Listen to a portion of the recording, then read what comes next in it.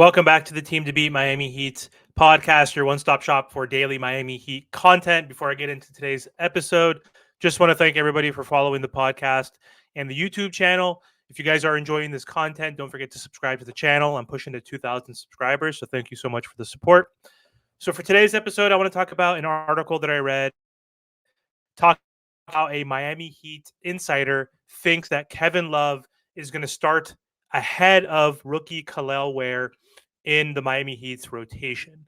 So a lot of people have been talking this offseason about Kel'el Ware. We saw how well he played this summer in the Las Vegas Summer League tournament as the Miami Heat won the Summer League championship. Kel'el Ware looked really good defensively, offensively. Averaged 1.5 blocks per game, 18 points, close to 10 rebounds. Looked really good out there.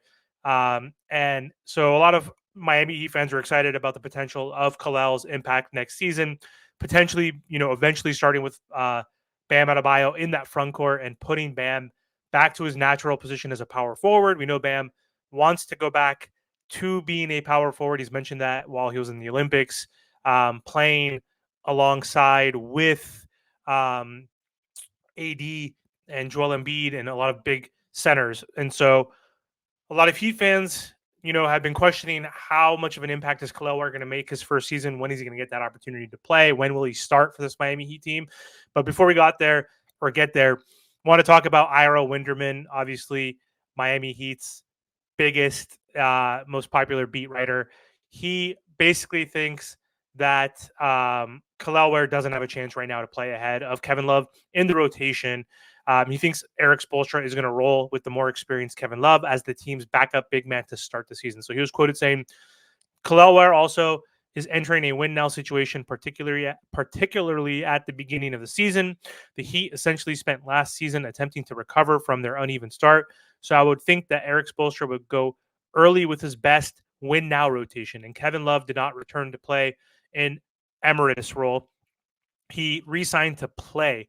When he wasn't playing in Cleveland, he requested a buyout. I doubt his attitude has changed in the interim. Tyler Herro was a number 13 pick and played all but 8 of his rookie season games off the bench. Bam was a number 14 pick and played all but 19 of his rookie games off the bench.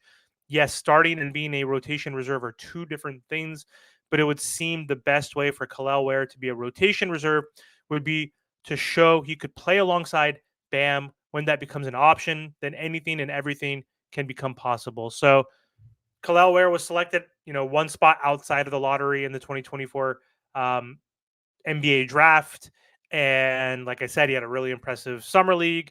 And so he's only 20 years old. I think he just turned 20 years old. So he's really young. He has a lot of time, obviously, to develop with this Miami Heat organization and system. And obviously, he's going to have a chance in training camp and in the preseason to get experience playing with his teammates. And so I think in past roundtables or other episodes on my podcast, I mentioned I do believe that Kevin Love is going to get the nod over him in terms of the depth chart initially, because again, Kevin Love is a 14-year veteran or 16-year veteran, excuse me. He's an NBA champion and he's familiar with the Miami Heat system. He's a great rebounder. He can hit the three. So he has that great, full court passing ability as well. So he is an asset, even though he is one of the older or maybe even the oldest player on our team.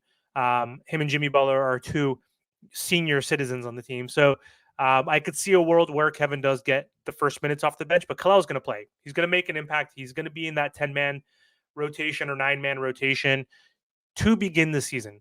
He's going to be too important for this Miami Heat team. We need size. We need his rebounding. We need his defense. We need his rim protection specifically. And we need him to obviously get confidence so he can, hit down that long range three so he can help spread the floor for Jimmy and Bam Adebayo eventually. So that's what Ira Winderman thinks. I think it's also possible. I've mentioned this in videos in the past, but who knows? We'll see what Spo comes up with in terms of his depth chart for the upcoming season.